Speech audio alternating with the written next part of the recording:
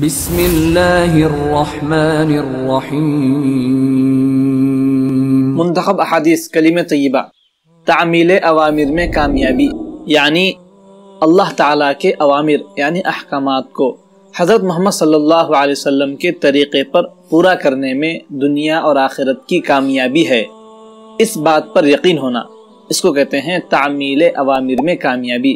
اس سلسلے میں قرآن مجید کی آیتیں پڑھی جا رہی ہے۔ اللہ تعالیٰ ارشاد فرماتے ہیں الم یروا کم اہلکنا من قبلہم من قرن مکناہم فی الارض ما لم نمکن لکم وارسلنا السماء علیہم مدرارا وجعلنا الانہار تجری من تحتہم فاہلکناہم بذنوبہم وانشأنا من بعدہم قرنا آخرین۔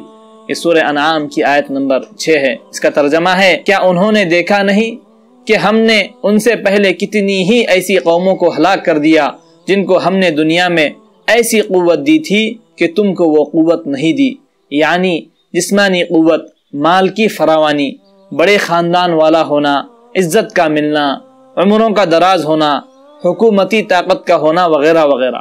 یہ پچھلی قوموں کو سب کچھ ملا ہوا تھا، اور ہم نے ان پر خوب بارشیں برسائی، ہم نے ان کے کھیت اور باغوں کے نیچے سے نہریں جاری کی، پھر باوجود اس قوت و سامان کے ہم نے ان کو ان کے گناہوں کے سبب ہلاک کر دیا، ان کو ان کے گناہوں کے سبب ہلاک کر دیا، اور ان کے بعد ان کی جگہ دوسری جماعتوں کو پیدا کر دیا۔ اللہ تعالیٰ کا ارشاد ہے المال والبنون زینۃ الحیات الدنیا والباقیات الصالحات خیر عند ربک ثوابا وخیر املا۔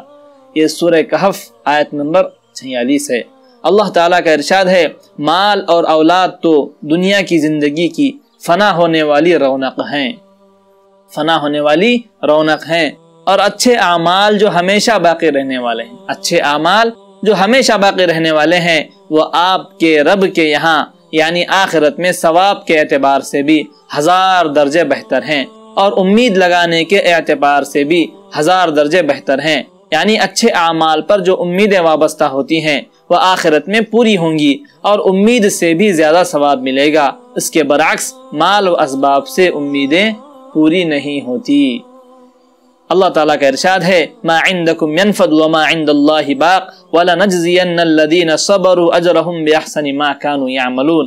سورہ نحل کی آیت نمبر 96 ہے۔ ترجمہ ہے جو کچھ تمہارے پاس دنیا میں ہے وہ ایک دن ختم ہو جائے گا، یقینی بات ہے ختم ہو جائے گا، اور جو عمل تم اللہ تعالیٰ کے پاس بھیج دو گے وہ ہمیشہ باقی رہے گا۔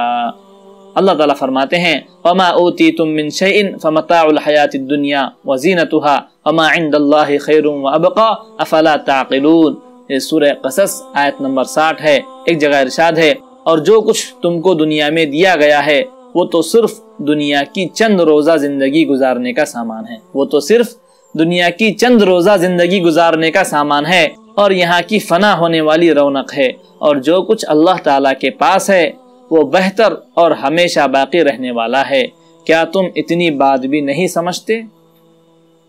اللہ تعالیٰ ہمیں عمل کرنے کی توفیق عطا فرمائے، اس کے اوامر کو حضور صلی اللہ علیہ وسلم کے طریقے پر پورا کرنے والا بنائے، آمین۔